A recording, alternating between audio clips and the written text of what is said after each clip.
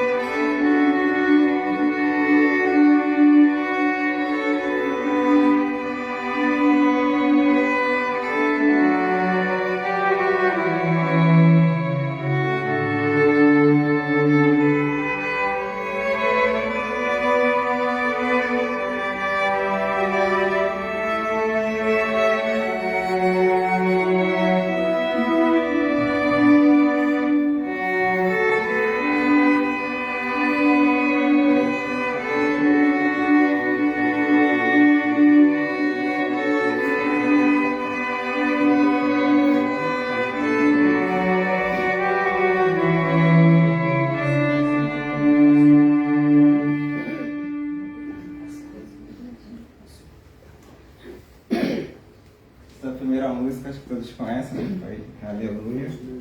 E a segunda música que eu vou tocar, ela se chama Mensagem Fraterna e é uma poesia psicografada por Chico Xavier, de Alta de Souza, que está lá no livro Parnaso de Além-Túmulo.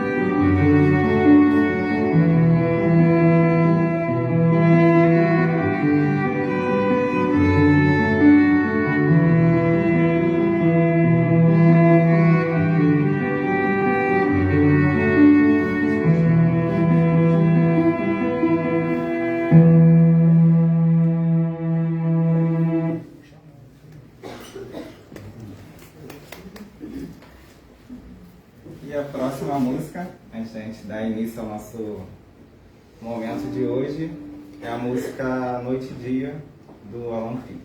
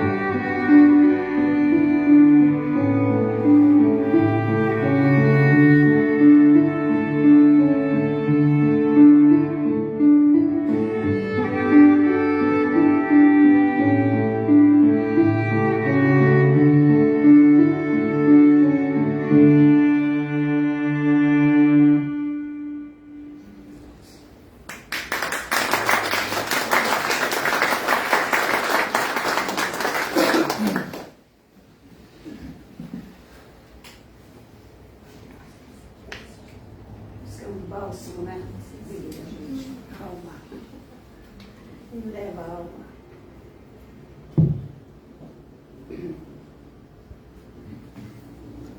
Boa noite a todos. Todos somos bem-vindos. Deus Pai, Jesus, né, que já faz presença na nossa mente, no nosso coração. Nós possamos aproveitar muito bem essa noite, né? Iniciando bem com a nossa página, em seguida ao estudo. Bom, eu vou aqui os lembretezinhos, né, os recadinhos. Nós já estamos fazendo inscrições, né? As inscrições estão abertas para o ESD, Estudo Sistematizado da Doutrina Espírita. Nós já realizamos esses estudos, né, na casa. E nós temos também, às terças-feiras, às 19h30, o estudo do Evangelho, né? Evangelho segundo o Espiritismo. E também as inscrições abertas, né, para o ESD, como eu disse, e também para a evangelização de jovens e infância, né? A partir do ano que vem nós teremos também a infância, né, de 5 a 11 anos. E para jovens, né, a partir de 12 anos. Então, nós temos ali as fichinhas ali na recepção, quem se interessar, né? E quem tiver amigos, conhecidos, parentes, né? Faça essa divulgação, por favor, né? Para que possam, né? As pessoas possam talvez se interessar, né? De trazer as crianças para evangelizar. E nós sabemos, né? Que cada vez mais há necessidade, né, das nossas crianças se prepararem, nossos jovens, assim como nós, né, estamos aqui assistindo um estudo espírita, uma palestra espírita, né, as nossas crianças também, né, e os nossos jovens também necessitam. Nós temos aqui, né, uma evangelização da juventude, mas a partir do ano que vem nós teremos também da infância, tá? Então, convide aí os vizinhos, o pessoal da casa. A nossa página de hoje, no livro aqui, Segue em Paz, de Luiz Cláudio, pelo espírito Adroaldo Modesto Gil. É o Luiz Cláudio, não, né? Eu estava na dúvida, de uma hora eu vou perguntar para o Roberto. Esse livrinho chegou em mãos, né? Eu achei que fosse. Então, vamos lá, gente. Tem que colocar aqui o. Tá tão usadinho, tá até quebradinho aqui, ó. Vai aguentar. O outro não chega. Bom, nossa página, ela já dá um início, né, aí no título da palestra de hoje, né? Temperando a vida com sabedoria e amor. Então, né, para a gente iniciar aqui, olha, aqui no capítulo 11, Segue em Paz, exigências improdutivas. Então vamos aí refletir, né, cada palavra aqui, porque isso aqui é para nós mesmos. Acaso aquilo que critiques no outro não será reação do que provocastes desequilibradamente? Talvez seu desejo de melhora para o outro não expresse crítica reiterada, desconfortante que o desestimule a mudanças positivas? Será improvável que, esperando situação mais favorável, não estejas criando imposições sufocantes que ressaltam as fragilidades alheias? Todavia, amando, podemos agir com descuido e desatenção acerca das limitações do semelhante. Pretendendo cuidar, podemos agrilhoar na angústia aqueles de quem guardamos honesto apreço. Anotando erros na conduta do outro, tua participação nos relacionamentos abranda e estimula o acerto. Ou, reverso, e indevitavelmente não tens gerado maiores problemas que ajuda eficaz? Então, está aqui, né? Está aqui questionando, perguntando, né? Então, que nós possamos ter mais cuidado com as nossas exigências, né? Achando que estamos ajudando, e na verdade, né? Estamos piorando a situação. E às vezes a gente fala de uma forma, né? E a pessoa, às vezes, naquele momento não está nem preparada para estar respondendo. Né? Então, na verdade, é a gente ser mesmo indulgente, né? E fazendo a nossa parte, mas de uma forma mais lenta, mais suave, né? Então, com o nosso pensamento elevado a Jesus, vamos agradecer a oportunidade que nos foi dada, né? Mais uma vez, essa noite. Agradecendo a participação de todos, agradecendo a espiritualidade amiga e benfeitora, os mentores, todos os trabalhadores da Seara do Cristo, que mais diretamente estão ligados no trabalho de hoje conosco, as equipes, né? E também agradecemos ao nosso palestrante da noite, né? Que veio nos trazer aqui, mais um pouco de ensinamento, de reflexão, né?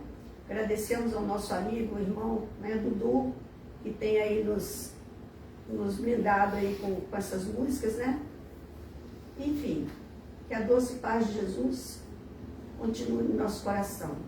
Querido Mestre Jesus, que a tua paz se estenda sobre tudo que criastes. Piedade, Senhor, por aqueles que ainda não vos conhecem. Esperança para aqueles que sofrem. Deus, um raio, uma faísca, uma centelha do vosso amor, pode iluminar e abrasar a terra.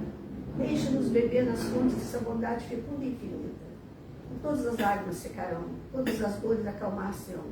Um só coração, um só pensamento subirá até vós, como um grito de reconhecimento de amor.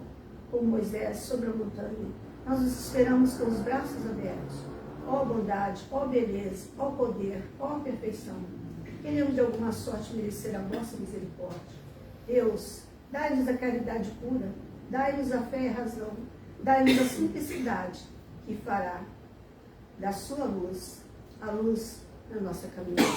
Assim seja. Graças a Deus. Então nós convidamos, né, nosso amigo Ivan, né, para que ele possa então trazer para nós o estudo dessa noite. E vamos aí buscar, né, nesses ensinamentos, a reflexão para a nossa vida, para a nossa caminhada. Fique à vontade. Obrigado. Boa noite. Boa noite. É uma alegria estar aqui depois de tantos anos, né? Já comentei com alguns que eu tive aqui faz bastante tempo. E retornar agora é uma alegria imensa, né? Uma alegria tão grande que eu preciso realmente não pensar muito, porque senão eu fico muito emocionado. Eu sou muito boca aberta, né? Daqui a pouco começo a chorar. Né? 21º mês espírita. São 21 anos comemorando o espiritismo, os ensinos de Kardec, as psicografias de Chico Xavier, as palestras de Divaldo. É maravilhoso. E hoje, o tema, não da palestra, mas do mês espírita, é Vós sois o sal da terra. É um tema de um mês espírita dificílimo. Dificílimo. Porque as pessoas, né, tem vários aqui que estão vendo, né, que vão compartilhar com vocês os estudos ao longo desse mês. a gente sente uma pressão muito grande. Vocês têm ideia de onde surgiu esse vós sois o sal da terra? Vocês podem participar, tá? Vós sois o sal da terra faz parte de um trecho do Evangelho de Mateus que fica entre o capítulo 5 e o capítulo 7, que tradicionalmente a gente chama de o Sermão do Monte ou Sermão da Montanha. Tem muitos livros que foram publicados ao longo dos anos, ao longo das décadas, ao longo dos séculos, estudando sobre o Sermão da Montanha. Essa frase é uma das que mais me chama a atenção quando a gente olha para o Sermão da Montanha. Já ouviu falar do Humberto Rodin? É um grande estudioso, filósofo, filântropo. Ele tem cursos em várias universidades fora do Brasil, professor emérito. Ele é um grande estudioso do Sermão da Montanha. Ele tem um livro dedicado para o Sermão da Montanha. Olha o que ele diz com relação ao Sermão da Montanha. Se o Evangelho é o coração da Bíblia, o Sermão da Montanha é a alma do Evangelho. Mahatma Gandhi, no livro do Humberto Rodin, tem uma frase que complementa muito essa. Se perdessem todos os livros, todos os evangelhos, mas se mantivesse o Sermão da Montanha, nada estaria perdido. E o vós sois o sal da terra está lá no Sermão da Montanha. Por que ele é difícil? Porque o Sermão da Montanha só tem Mateus. Nós não temos ele em Marcos, não temos em Lucas, não temos em João. Mas em Lucas a gente tem alguns trechos do Sermão da Montanha esparsos em Lucas. E é interessante porque a história de Lucas é muito interessante. Lucas não foi um discípulo direto de Jesus, mas ele era um médico grego, extremamente estudioso, que depois saiu entrevistando as pessoas na época para compor o seu evangelho. Inclusive tem um filme maravilhoso chamado Paulo de Tarso, que mostra o relacionamento de Paulo com Lucas nos momentos finais de Paulo aqui na Terra. Quando Jesus começa a parte do Sermão da Montanha, ele está em Cafarnaum e ele sobe um determinado monte, ele percebe que a multidão está rodeando ele se senta, os discípulos se aproximam de Jesus e ele começa alguns ensinamentos inicialmente para os discípulos. Depois ele passa para toda a multidão. Mas os ensinamentos iniciais são para os discípulos. Ele fala que os discípulos são o sal da terra, a luz do mundo. Só que antes disso ele fala sobre as bem-aventuranças. Uma coisa que é interessantíssima, do Sermão da Montanha é que ele é uma verdadeira revolução. Pô, Ivan, mas por que você está falando que é uma revolução? Porque ele tem as bem-aventuranças, ele fala o vós sois o sal da terra, e aí os discípulos já começam tudo a tremer, né? Significa o quê? Vocês vão ter que temperar a vida com amor e sabedoria. Vós sois a luz do mundo. Já imaginou? Jesus chega para você e fala, aí, você é a luz do mundo. Se Jesus chegasse e falasse para qualquer um de nós, a gente não ia dar uma tremidinha, não? Nossa, demais, né? Vocês acham que os discípulos se sentiram como? Estou lascado. O que eu faço agora? Né? E exatamente isso. Jesus não chamou os mais sábios, os mais inteligentes. Não. Ele chamou os mais trabalhadores. Aqueles que ele sabia que eles iam apanhar, iam ser torturados, iam ser perseguidos, mas iam continuar. E logo, por que é uma revolução? Porque logo depois que ele fala sobre as bem-aventuranças, aí depois ele comenta sobre o sal da terra, a luz do mundo, ele começa a falar o seguinte: ouvistes o que foi dito. Aí ele fala o que foi dito. Porém, ele fala isso umas 6 vezes. Ouvistes o que foi dito, porém, ouviste o que foi dito, porém, Jesus está arrumando a casa nesse momento. Ele está falando, vocês ouviram falar um monte de coisa. Tem muita coisa que é interessante. Tem muita coisa que é certa. Tem muita coisa que é mensagem divina. Mas presta atenção no que eu estou falando daqui para frente. Ele muda completamente o jeito que a gente enxerga, que a gente precisa enxergar a vida. Completamente. Naquela época, ainda era empregado muito olho por olho, dente por dente. Isso funciona para Jesus? Não.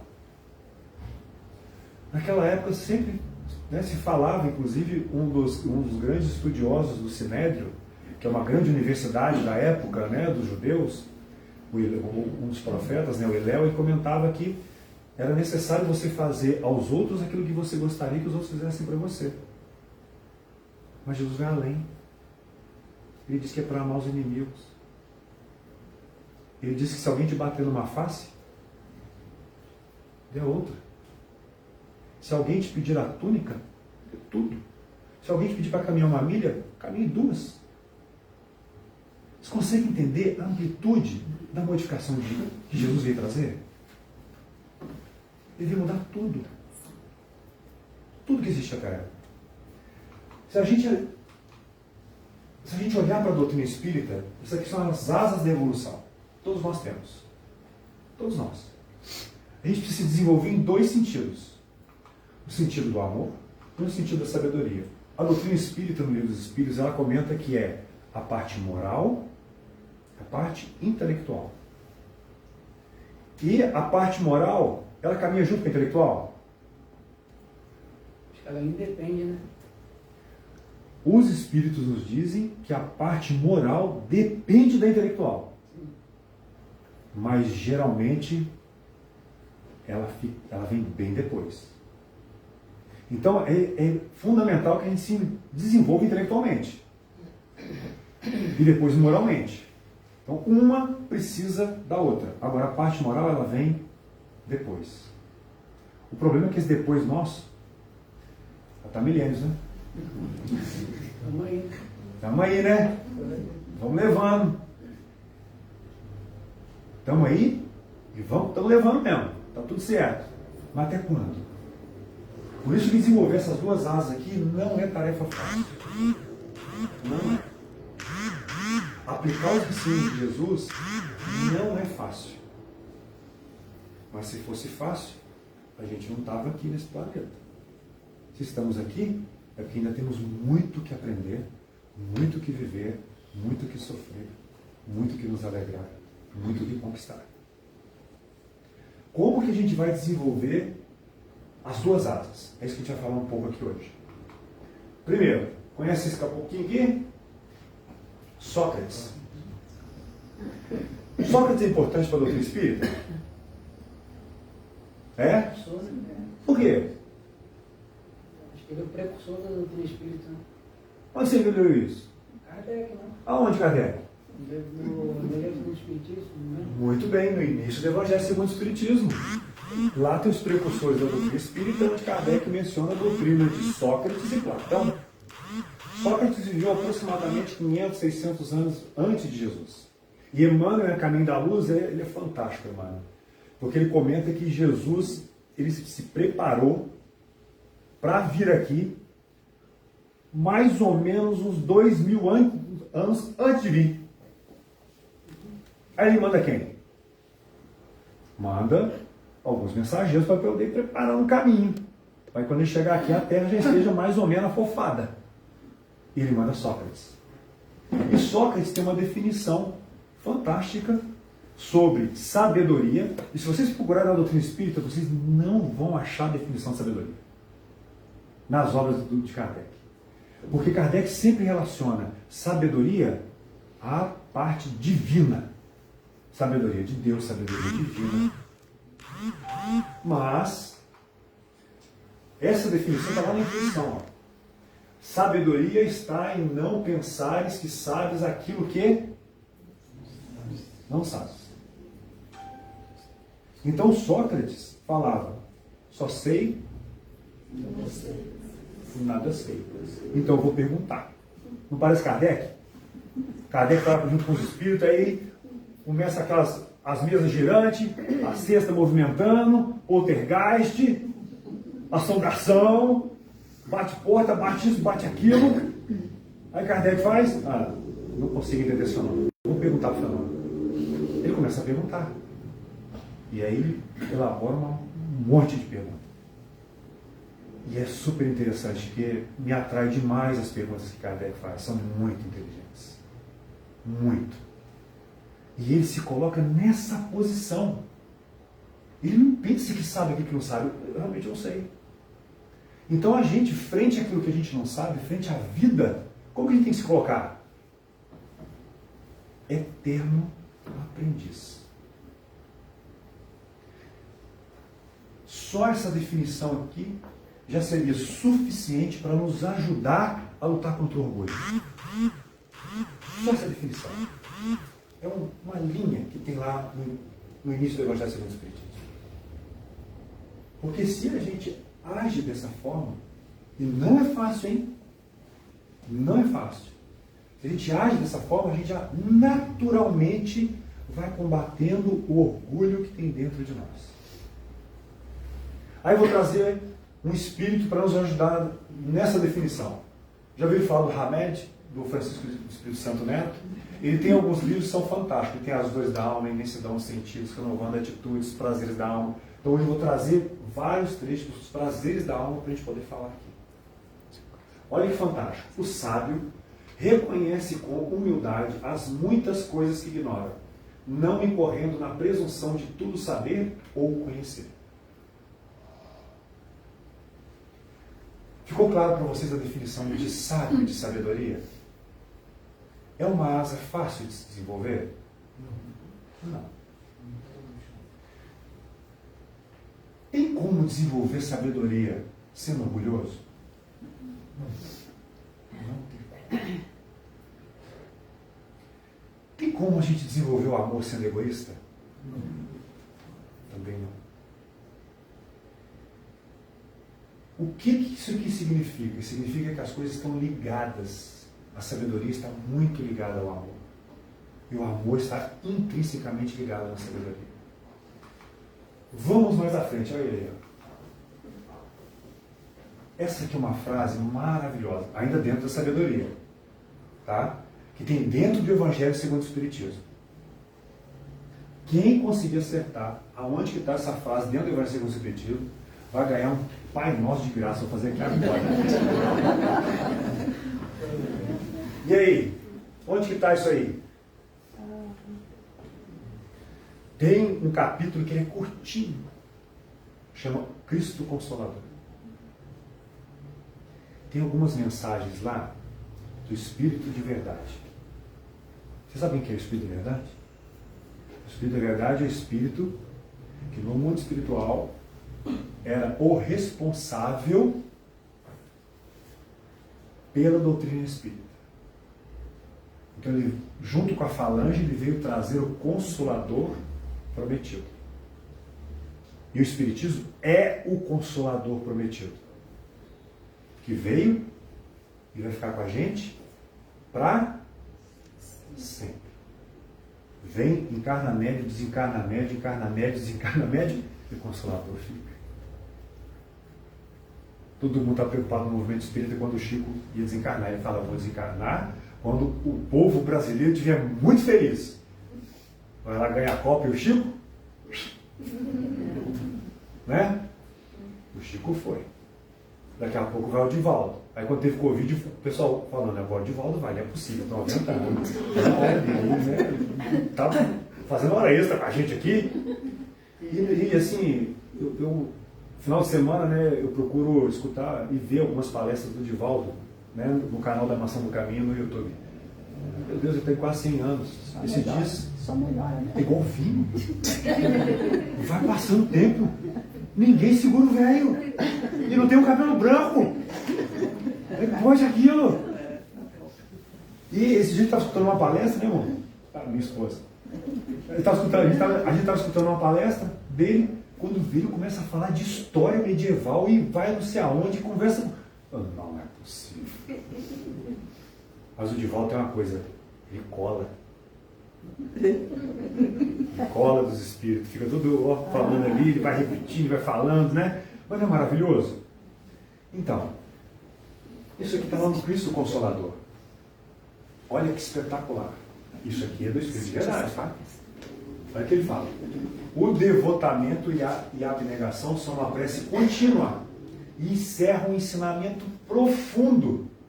A sabedoria humana reside nessas palavras. Tá? Quantas vezes a gente já passou isso aqui e não parou para poder refletir? Quantas vezes? Quer ser sábio? Quer desenvolver sabedoria? Tem que fazer o quê? Devotamento e abnegação. O que é abnegação? Palavra difícil, né? O que é abnegação? Não considerar a si mesmo mais do que aquilo que você realmente é. E o que você é? Tudo. E o que você é? Nada. Nós somos tudo em potência, mas nós estamos no início da escala evolutiva. Nós estamos num planeta de provas e expiações que está se esforçando muito para se transformar num planeta de regeneração. Muito. É como se fosse um parto muito difícil que está acontecendo atualmente. Muito difícil. Então a abnegação é isso, o devotamento também. E olha que interessante o que o Espírito nos fala. Uma prece contínua. Contínua. E a sabedoria humana reside nessas duas palavras. Ou seja, você esquece tudo que você está pensando aí, faz só esses dois. Tá bom? Se você fizer esses dois aqui, o tempo inteiro na sua vida, você vai ter sabedoria. É fácil fazer? Devotar? Devotar com entendimento? Uma devotação ativa? Sem julgamento? É bastante difícil. Mas o que diz o nosso amigo Hamed? O orgulho inibe a compreensão de tudo aquilo que se alcança com humildade. Então, para ter sabedoria, é necessário ter humildade? É. Humildade é fácil de obter? Não. Quando vocês fazem oração, vocês pedem paciência? Pede muito, né? Vocês são atendidos por Deus quando pede paciência? São, né? Porque geralmente ele manda umas pessoas bem difíceis para treinar essa paciência, né? Você não pediu paciência? Você pediu paciência, ele vai colocar na sua frente alguns exercícios difíceis de relacionamento para você desenvolver a paciência. Então, minha sugestão para vocês: não pede paciência. Se pedir, vai dificultar a vida. Pede força. Pede inspiração. Mas não adianta pedir força e inspiração se eu não estou preparado para recebê-las também. Aí nós vamos falar um pouquinho disso daqui a pouco. Fechamos a parte de sabedoria. Vamos agora falar um pouquinho do amor. As leis de Deus estão escritas aonde? Essa questão do Livro dos Espíritos é maravilhosa, né? Questão 621. Tem algumas questões do Livro dos Espíritos que elas são assim marcos na obra de Kardec. Qual o tipo mais perfeito que Deus tem enviado ao homem para servir de modelo e guia? Qual a resposta? Hã? As primeiras traduções, né, do Guilherme Ribeiro, por exemplo, saiu só Jesus. Aí depois eles foram corrigindo, olhando mais para o original e colocou um verbo antes. Vede Jesus. Isso faz toda a diferença. Porque uma coisa é você bate o olho lá e fala, tá bom, Jesus. Outra é vede, é uma ação. Olhe, entenda. Entenda esse homem que veio para mudar tudo. E as leis divinas estão na consciência. Só na minha consciência. Não é de vocês, não. Está certo isso? As leis de Deus são escritas aí. Na sua consciência? Na sua também? Na sua? Também? Na consciência de todos.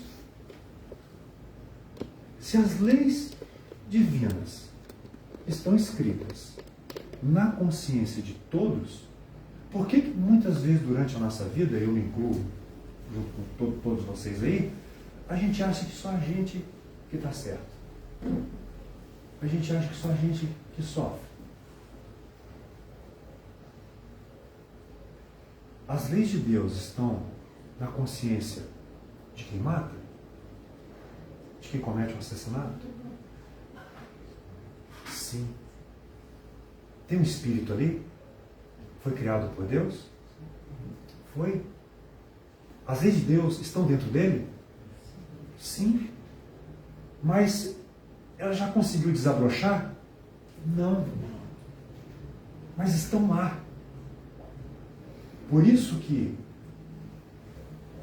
a mudança que Jesus veio trazer com relação ao castigo divino, toda vez que vocês lerem sobre Deus punirá, Deus castigará, quando Jesus está falando, ele não está falando de alguém de fora que castiga. Ele está falando do quê? Da sua consciência que está pesada.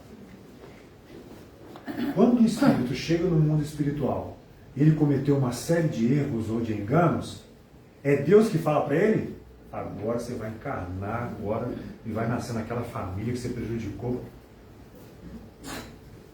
É a consciência dele que pede para que tenha reparação. Essa reparação, ela é fundamental para que ele continue o processo evolutivo dele. E o que o Hamed diz? O amor é um potencial imanente do ser humano. O que significa isso? Ele está dentro de todo mundo. Todo mundo.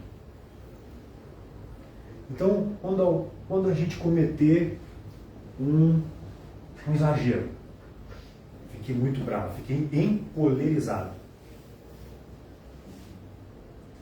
É o amor dentro da gente que está falando? Não. Não é o amor. Mas o amor está ali dentro? Tá. Aí é super interessante porque lá no final do Livro dos Espíritos, né, onde fala sobre a lei de justiça, amor e caridade, tem algumas mensagens de alguns espíritos lá. E tem uma mensagem muito bonita de Santo Agostinho, que ele fala o que ele faz durante a vida, ele nos ensina como fazer, nós vamos falar um pouquinho mais na frente, mas tem uma do Fénelon que é fantástica. Ele, resumindo, ele diz que nós somos egoístas porque o mundo nos obriga a ser. Porque se a gente não for egoísta, a gente não consegue sobreviver nesse mundo. E que a nossa grande tarefa é começar a desfazer disso. A desfazer. Só que essa tarefa é uma tarefa muito longa. Não é uma tarefa fácil. Pelas minhas contas aqui, vocês já estão vindo para cá mais ou menos uns 25.980 anos. Deixa eu ver se tem alguém de capela aqui ainda. Deixa eu ver. Deixa eu ver se tem algum exilado. Porque é interessante, né? Quase todos os exilados já não estão mais aqui. Você viu disso? O Dr. Bezerra de Menezes foi exilado. De capela. Quando ele foi exilado, Dr. Bezerra, o senhor pode, foi promovido, tá? Vai lá, filho. Pode embora. O que ele fez? eu vou ficar aqui. Vocês entendem por que, que o espírito da envergadura espiritual do Dr. Adolfo Bezerra de Menezes é daquela forma? Porque ele já viveu muito. Ele já aprendeu muito. Portanto, ele tem muito que nos ajudar. Muito. Vamos seguir no amor. Olha que interessante o que Paulo fala. Agora eu vou trazer Paulo e vou trazer João. Então essa aqui é a primeira epístola de Paulo aos Coríntios. Não sabeis vós que sois o templo de Deus e que o Espírito de Deus habita em vós? É bonito isso aqui, né? É do filme que eu falei lá para vocês. Esse aqui é Paulo, esse aqui é Lucas. E esse autor aqui, interessante, ele faz Lucas, faz Jesus, faz todo mundo, né? No Evangelho, né? Não sabeis vós que sois o templo de Deus e que o Espírito de Deus habita em vós? Aí vem João. Aquele que não ama, não conhece a Deus, porque Deus é amor. Portanto, vamos dar uma resumida agora. Beleza? Sabedoria, devotamento e abnegação. Está tranquilo, né? Fácil de praticar. Amor. As leis de Deus estão dentro de cada um de vocês. Então, quando vocês forem fazer fofoca de alguém, estão fazendo fofoca de alguém que tem escrito a lei divina dentro dele? Então vocês estão falando mal de Deus? Impotência? Sim. Vocês vão continuar fazendo fofoca? Vai ou não vai? Tudo bem. Como que a gente muda agora, utilizando o que a gente aprendeu aqui sobre sabedoria, amor, para nos transformarmos? Como? Qual o meio mais prático para se melhorar nessa vida? Então, ó, questão 919. Conhece-te? Ei, difícil isso, hein? É muito difícil a gente se conhecer. Muito difícil. Você sabe por quê? Que é difícil a gente se conhecer? Primeiro, nós temos um medo ancestral de nós mesmos. Isso aí, grande parte da responsabilidade é um entendimento muito superficial da doutrina espírita. Geralmente o espírita tem muito medo de si mesmo. Por quê?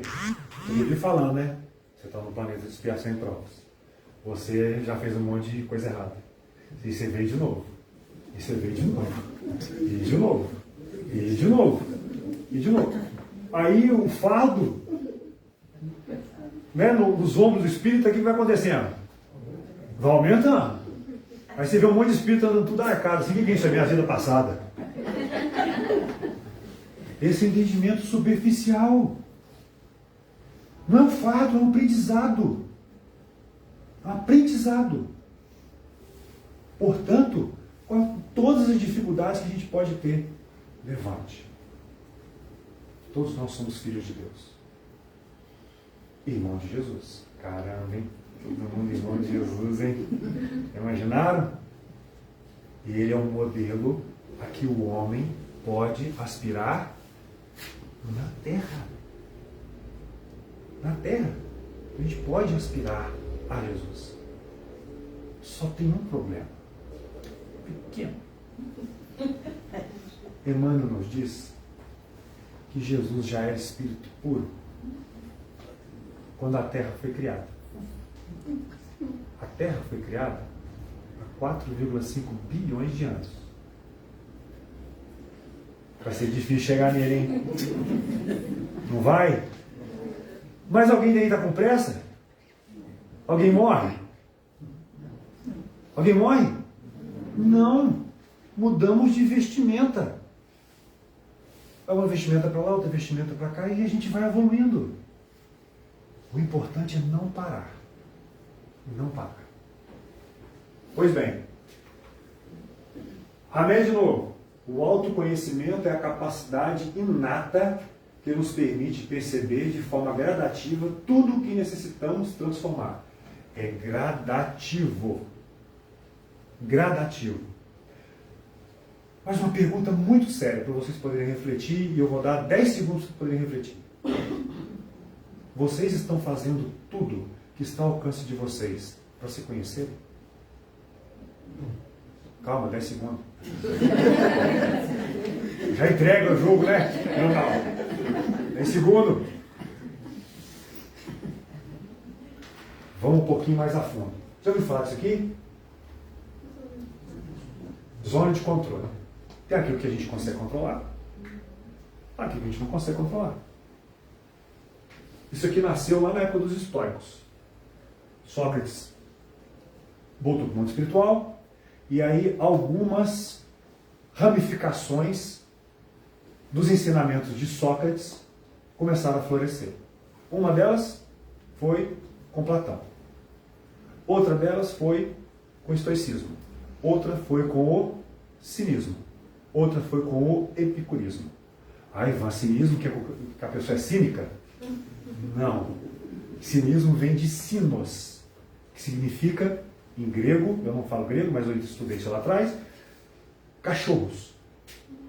Ou seja, eram pessoas que viviam como mendigos. Já escutaram uma história de uma época que Alexandre o Grande, Alexandre da Macedônia, estava andando por uma rua em Atenas e queria falar com Diógenes. E o Diógenes, ele andava com uma lamparina, tentando achar um sábio. Aí o Alexandre chega para ele: Diógenes, diga-me o que tu queres e eu vou lhe prover. O que Diógenes fala para ele? Sai da minha frente, você está tampando o sol. E o Diógenes vivia uma vida muito simples. Vivia nas ruas, mas era um grande sábio. Os estoicos, eles falaram um pouco sobre isso aqui. Ó. A gente tem que se preocupar com aquilo que a gente consegue controlar.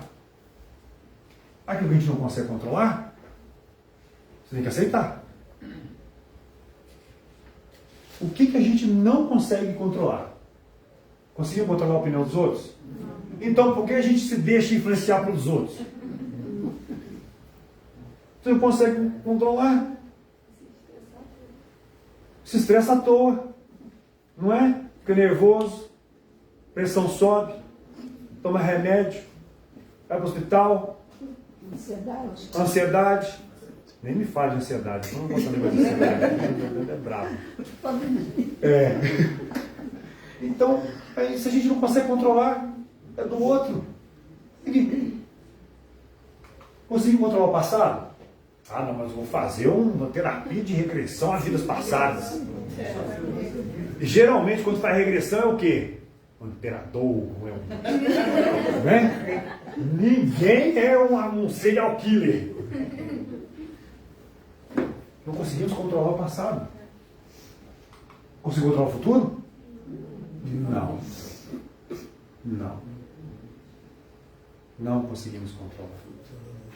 Um caso super interessante, o Divaldo, ele estava no momento, né, fazendo uma palestra na Mansão do Caminho, e de repente ele interrompe a palestra, ele tinha acabado de receber uma notícia: a desencarnação do José Luiz Peixinho, que estava em um determinado centro espírita e teve um infarto e faleceu. Será que o José Luiz Peixinho, ele estava se planejando para ter um infarto naquele momento e voltar para o espiritual? Foi Deus que mandou, foi embora. A gente não controla o futuro. Agora, pequenas coisas do futuro a gente pode controlar? Pode. Eu vou dar o passo para a esquerda. Isso dá para controlar. Grandes eventos a gente controla? Não. O que mais a gente não controla? Como os outros? Mas a gente não fica enchendo as paciências do outro porque o outro está sentindo de um jeito que a gente acha que não devia sentir? Eventos da natureza a gente controla? Ainda não. Mas está começando a ficar perigoso. Né? Que a tecnologia está evoluindo de tal forma que está deixando bastante. Né? Mas evento da natureza não. Um furacão. Um tremor de terra. Um tsunami. Controlamos? Não. Controlamos os erros dos outros? Mas o outro erra, né? A gente fica bravo com o erro do outro, mas a gente controla. Se não está no nosso controle, por que a gente se martiriza tanto? Percebeu que tem vários itens que a gente não controla? Agora vamos falar do que a gente controla? Estão preparados? Segura na cadeira aí. O bicho vai pegar. Ficou meio claro. Controlamos as nossas atitudes? Sim. Controlamos a atitude dos outros? Não. Vocês estão treinadinhos, ó. Falaram quase junto. Controlamos a nossa rotina? Você controla a sua rotina? Você controla a sua rotina de alimentação? Aí não.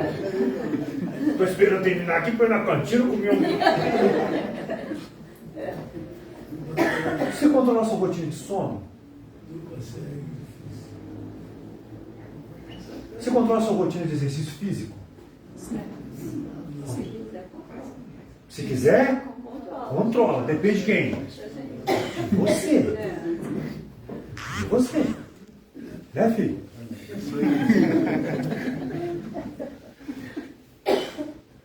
Controlamos como lidamos com as nossas emoções?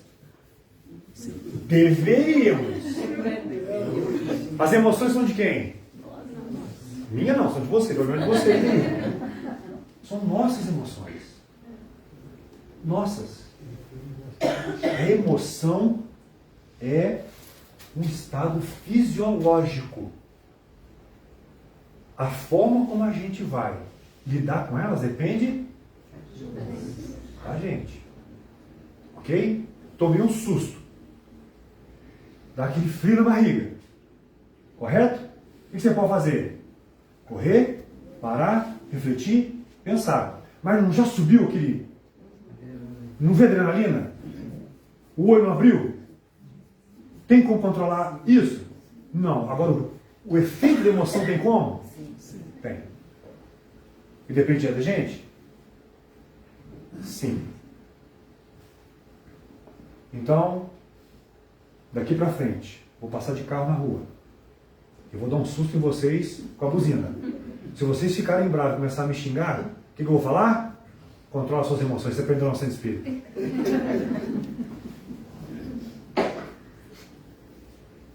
A gente pode controlar como a gente se dedica ao próximo?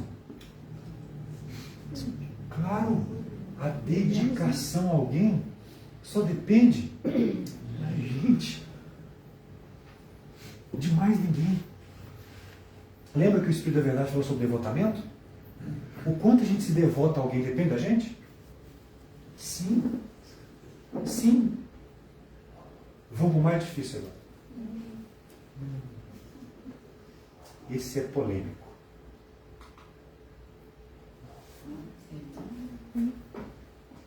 Controlamos os nossos pensamentos? Ou somos levados por eles?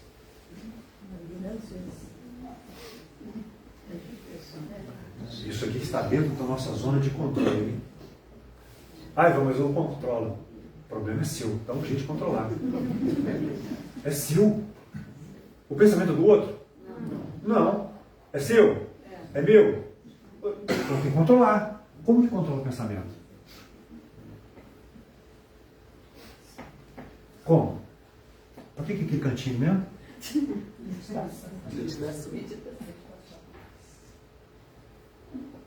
Quando terminar aqui, nós vamos ficar aqui até 00:30. Nós vamos fazer uma fila aqui. Cada um vai ficar 5 minutos no cantinho da meditação. Só prestando atenção nos pensamentos. Vocês não programam. Se vocês estão com alguma doença física, vocês não vão no médico? Bom, né? Tá com dor de garganta, vai no salão otorrino. Olha, eu não vou otorrino nada. Eu vou na farmácia, conheço farmacêutico lá, me passa um sprayzinho, coloco, tá bom. Se automedica. Né? Mas o correto é você ir no especialista. Se a gente tem um tumor, nós vamos no oncologista. Se a gente tem um problema cardíaco, nós vamos no cardiologista. Não é isso? Hoje tem um monte de especialista aí. Pois bem, se a gente tem esses problemas na nossa vida física e a gente procura um especialista, por que quando a gente tem um problema emocional, a gente não procura também um especialista da parte emocional para ajudar? Não estou falando para todo mundo ir um terapeuta, não. Pode começar com o Evangelho no lar. Evangelho-terapia. Evangelho-terapia, uma vez por semana, via oral, à noite.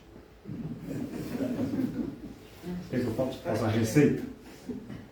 Evangelho no lar. Evangelho-terapia. A evangelho-terapia, Ivan, não está sendo suficiente. Você já falou com um amigo seu? Ou com uma amiga? Já trocou ideia com o pai, com a mãe, com o colega? A gente parou de fazer isso, né? Perceberam isso? A tecnologia está nos distanciando uns dos outros. De sentar aqui, trocar ideia. Como tomar um café hoje? Como é que está lá na sua casa? Está tudo bem? E a sua família? Está boa? Paramos de fazer isso. Paramos. Isso tem um nome bonito chamado rede de apoio. Perdemos a rede de apoio. Aí, beleza. Tentei, mas está difícil. O que você faz? Busca um terapeuta.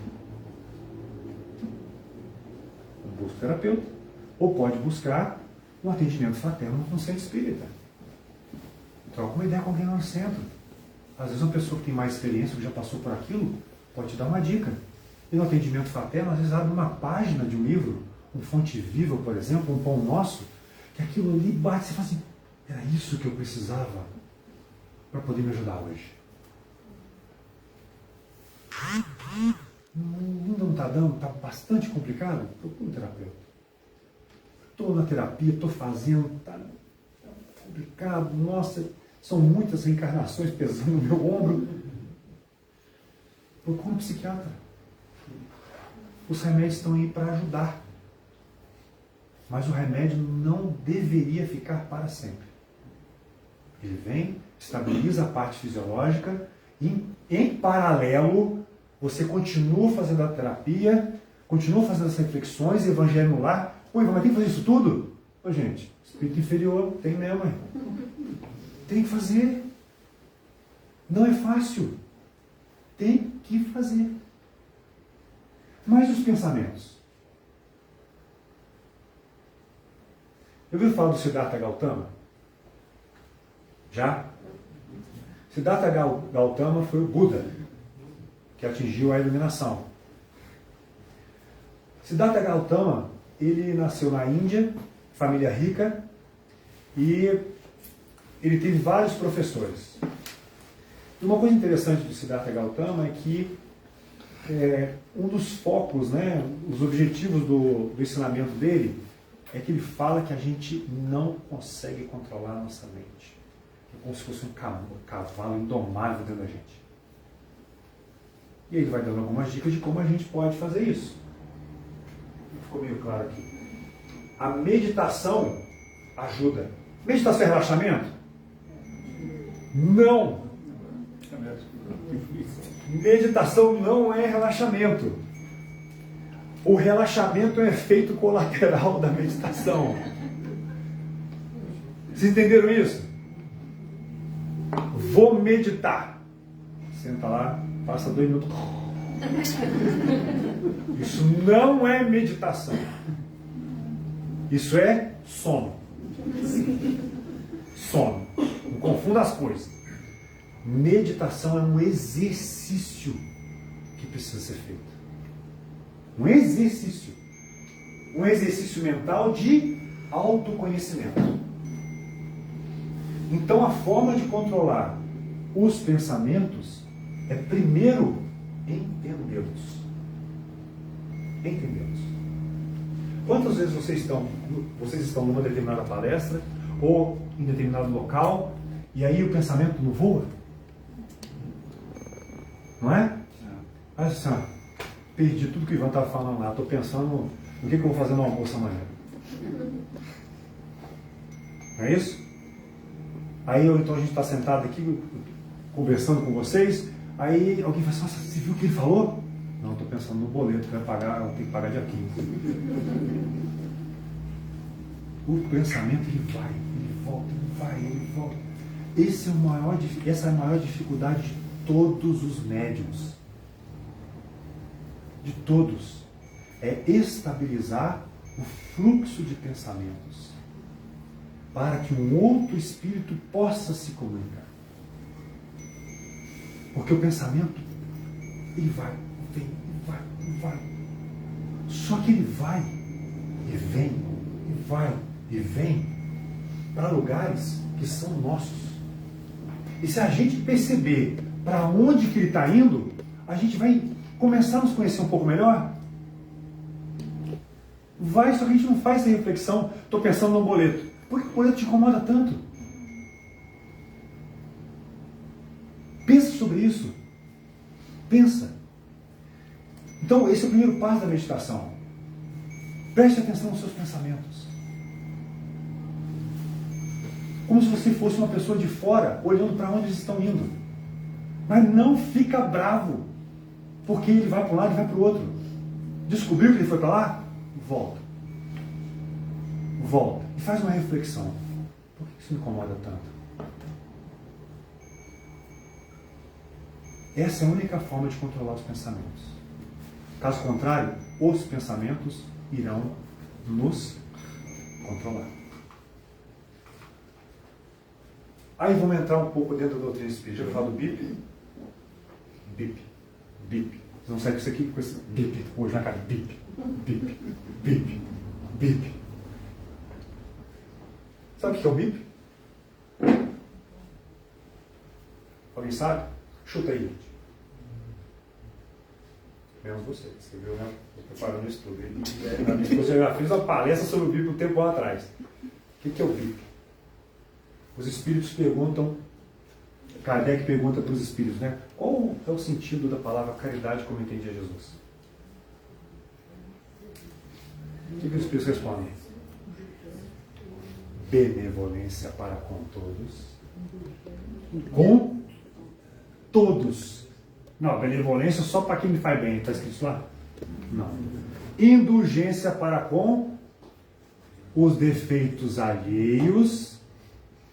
E o último, que é o mais fácil de todos. Ah, tranquilo, né? Perdoar. Perdão das ofensas.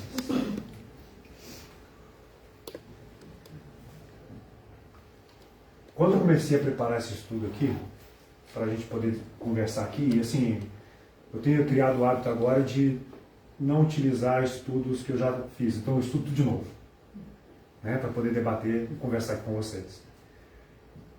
Isso aqui é terrível. Eu trabalho numa fábrica, na Volkswagen, e tem muita gente lá que me irrita. Muita. Ela me irrita demais. Aí começa a me irritar muito, o que vem na cabeça? BIP. BIP. BIP. Não precisa nem do meu espírito guardião, os 35 me acompanham, que fala um monte de coisa errada. Não, está lá o BIP. Ué, Evandro, você não estudou o que é para praticar a benevolência? Por que você está agindo desse jeito? E qual a diferença entre indulgência e perdão? E perdão? É, os dois.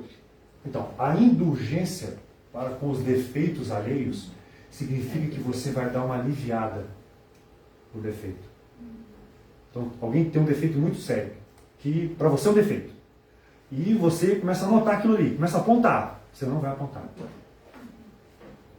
Beleza? E o perdão? O perdão é muito mais difícil. Perdoar é divino. Perdoar é difícil demais. Porque tem uma modinha na doutrina espírita aí que fala o seguinte: ah, eu perdoo, mas eu não esqueço. É só. Não existe isso. Não existe. Ah, mas eu não consigo esquecer. Esquecer é um processo fisiológico, vai estar gravado na minha memória. Não dá para esquecer. É por isso que vai reencarnar. É por isso que vai reencarnar. Porque o perdão efetivo é só com o esquecimento, porque é o esquecimento que provoca a transformação. Então o perdão não é fácil, não é trivial. Falar que perdoa, para falar do coração mesmo, tem que fazer um esforço imenso. Então vocês vão sair daqui hoje bipados. Bip, bip. Toda vez que estiver em algum lugar e alguém irritar vocês, vocês vão lembrar do Bip. bip. E se vocês me virem na rua, bravo com alguma coisa, vocês vão falar: bip, hein, Ivan? Bip, hein? Vamos combinar que um ajuda o outro? Pode ser? Ninguém solta a mão de ninguém, hein? Estamos aqui no planeta junto. Muito bem. Benevolência, indulgência e perdão.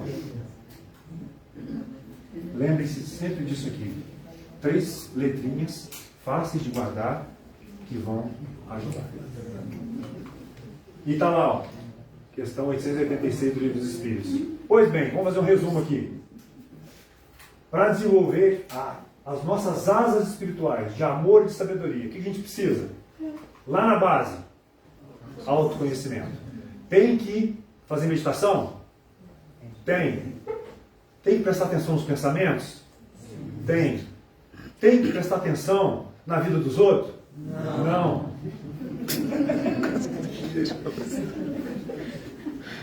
Muito bem. Treinadinho. Precisa desenvolver humildade para ter sabedoria? Sim. Abnegação? Sim. Devotamento? Também. E do outro lado? Do lado do amor? Tem que ter benevolência? Sim. É o B. Qual o próximo? Indulgência. E o outro? Caramba, estão prontos para ir para o mundo espiritual superior. Tá todo mundo prontinho para ir. Mas quando a dificuldade chegar, e ela vai chegar, aí às vezes ela chega assim que a gente põe o pé para fora da casa espírita. Choveu agora? Choveu. Está escuro lá fora? Tá. Vai sair para fora da casa espírita. Pisou na poça d'água. Vai falar o quê? Bip. Bip. Aí vocês buscam a ajuda de um espírito maravilhoso, reencarnação de João Evangelista que passou por esse planeta. Peçam ajuda para Francisco de Assis. Senhor, fazei de mim um instrumento de vossa paz. Onde houver ódio, que eu leve, e aonde houver ofensa, e aonde houver discórdia, e a dúvida, e o erro, e o desespero, A esperança, e a tristeza, a alegria, e as trevas, a luz, ó Mestre, fazer com que eu procure mais o quê? consolar, Do quê? Compreender, e ser compreendido, amar, e ser amado, pois é dando, e se recebe, e é perdoando, e se é perdoado, e é morrendo. e se livra. Boa noite, muito obrigado.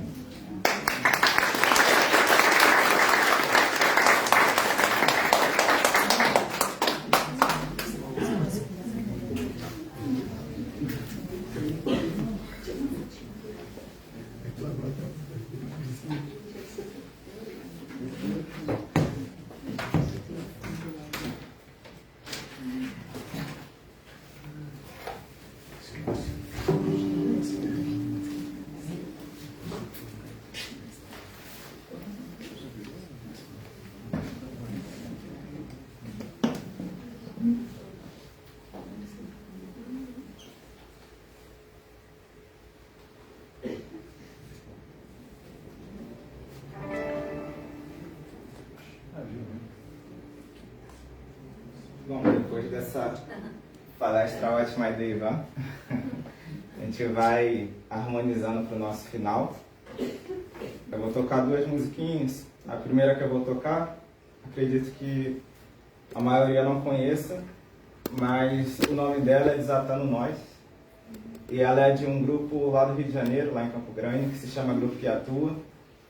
E ela fala sobre algo, inclusive, que o Ivan trouxe pra gente, que às vezes em casa a gente acaba se afastando das pessoas, né? E criando muitos nós. E a ideia é que a gente desate esses nós.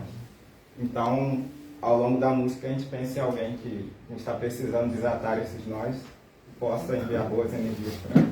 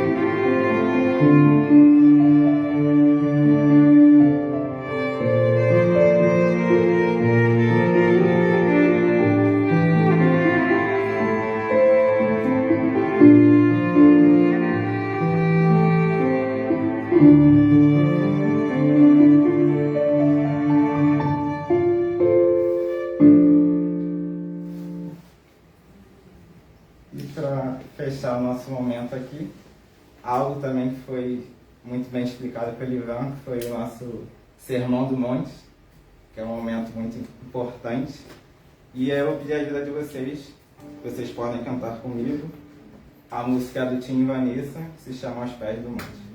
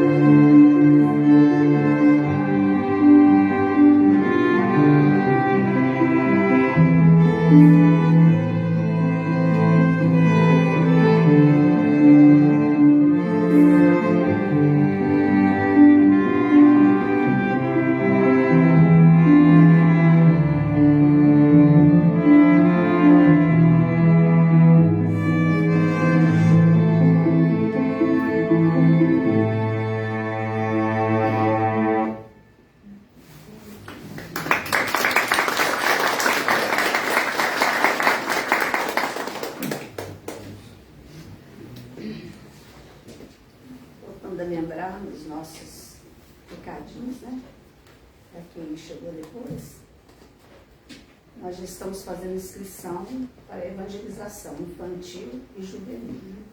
E também fazendo inscrição para o ESG, né? Estudo Sistematizado da Doutrina Espírita. E só nos resta agradecer. Agradecer por todos estes momentos que nós recebemos de amor, de paz, de tantos ensinamentos, de tantas reflexões. Agradecer a presença de todos, agradecer o nosso amigo, querido Ivan, que nos trouxe aí, né, uma aula profunda, que tocou profundamente a nossa alma. E que nós, com certeza, vamos sair daqui muito, muito melhores do que quando nos entramos. Porque nós sabemos que não conseguimos guardar tudo na memória, mas o nosso coração está em festa. Nossa mente está cheia de luz. E nós só temos que agradecer. Agradecer pela bondade divina, agradecer pela vida, agradecer pelo ar que respiramos, agradecermos por essa união, por podermos olharmos nos olhos dos outros, por podermos nos comunicar, por podermos dizer obrigado, Jesus. Que a doce paz de Jesus continue nos nossos corações. Que nós tenhamos não só essa noite, mas daqui para diante. Muita paz, muita renovação, porque nós recebemos um banho de luz. Estamos renovados. E é só continuar. Lembrando, né, as orientações. Lembrando que nós somos privilegiados de estarmos reencarnados. Não privilegiados, mas a maioria de nós pediu para estar aqui. Então vamos fazer valer a pena. Vamos refletir. Que a doce paz de Jesus possa nos acompanhar para os nossos lares, para todos os passos que nós dermos a partir de agora, e levarmos essa serenidade, essa paz interior. Que assim seja, graças a Deus. Nós temos também a nossa cantina, né, logo após aqui o término, né, das nossas atividades. Convido a todos os passistas, né, que estão presentes. Nós temos um grupo que a maioria deles está viajando hoje. Então, aqueles que estiverem presentes, que puderem, né, nos ajudar,